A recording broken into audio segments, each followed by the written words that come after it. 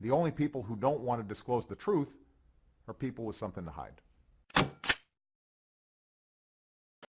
Folks, I just got a phone call in the break. And, I don't talk on the phone much. But I was told you've got to take this phone call. I said, I won't want to take the phone. I don't talk on the phone. I can't. You've got to take the phone call. I said, okay. 2.5 minutes. I got on the phone. Somebody, I don't know, they said they went to school with Barack Obama at Harvard.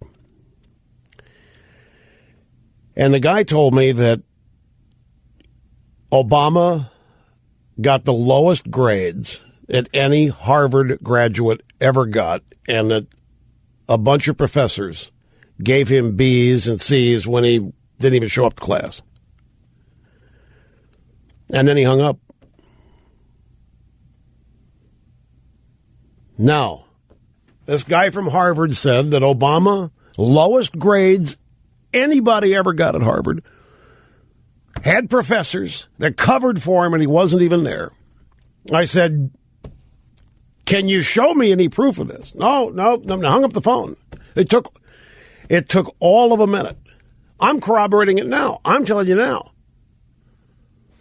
So I am calling on Barack Obama to release his Harvard transcripts. Based on this, I got a call. I got a call from a guy at Harvard who claimed that Obama's got the lowest grades anybody that went there and didn't even go to class sometimes, and the professors covered for him. It's up to Obama to prove it. The allegation's out there. It's up to Obama to. I got this call from Harvard, and the guy said he sounded smart. Said he went to Harvard. He knew enough to call a phone number that would get to me. This guy found a way to get to me. He said, Rush, this guy got the lowest grades that anybody ever got at Harvard. And he didn't even go to class a lot of times, and he got B's and C's. So, the allegations out there. I think, what do you mean the burden is on me to prove? I don't have to prove anything here.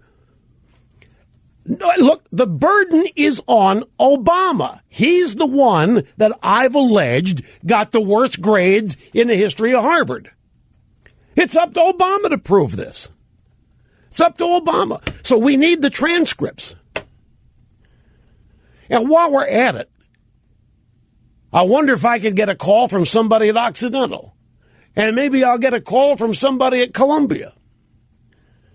And maybe I'll get a call from somebody that attended an Obama lecture on the Constitution at the University of Chicago, who will tell me that he never even taught the Constitution. What he taught was subverting it and overthrowing it according to the way Saul Alinsky said to do it.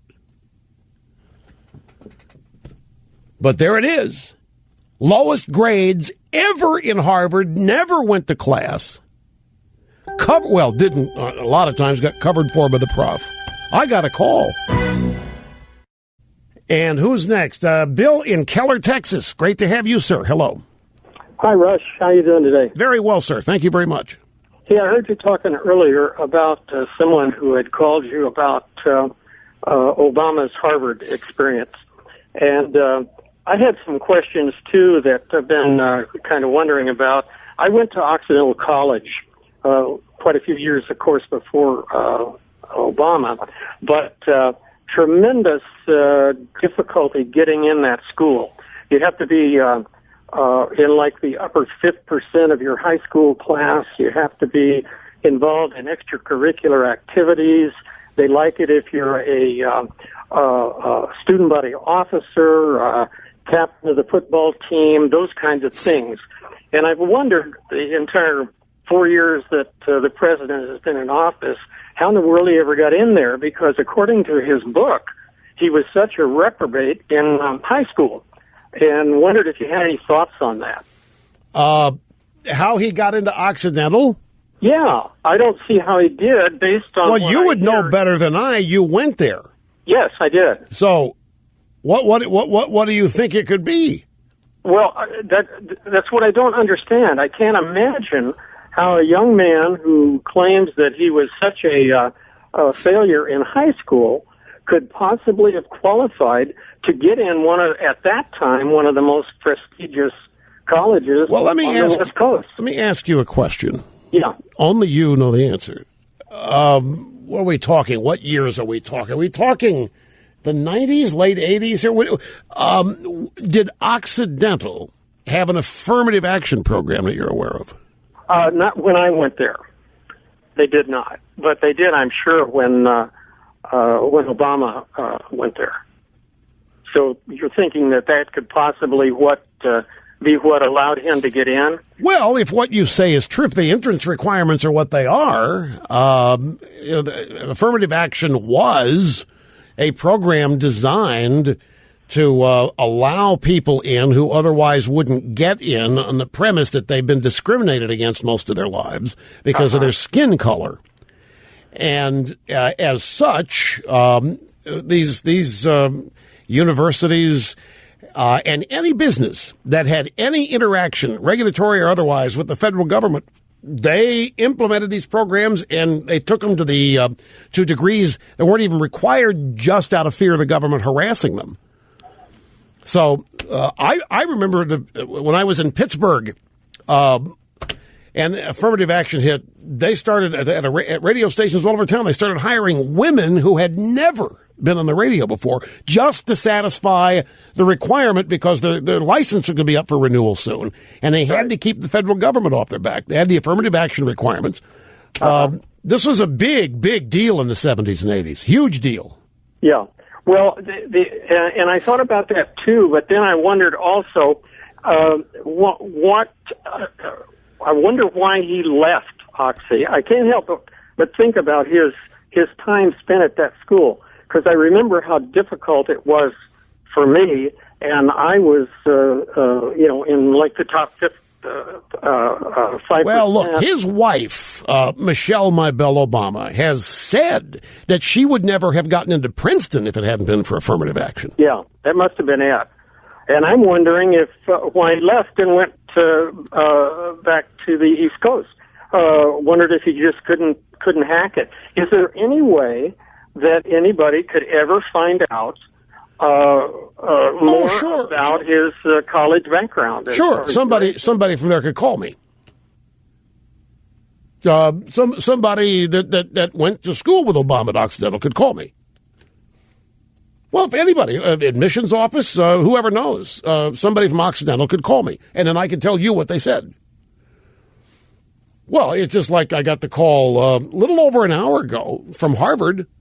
You remember during the first commercial break of the first hour, I got a call. I was told to take. I don't use the phone. I don't like the phone. I panic when I hear a phone ring. I either get panic or irritated.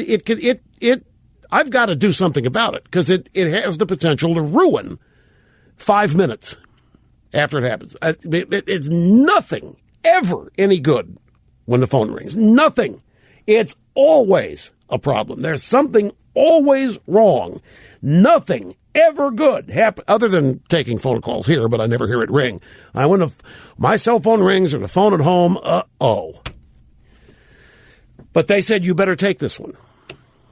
So I picked it up during the break, and it was somebody from Harvard, and they said that Obama got the worst records or worst grades of anybody in the history of Harvard, and that professors were covering for him when he wasn't even going to class. And then the guy was gone.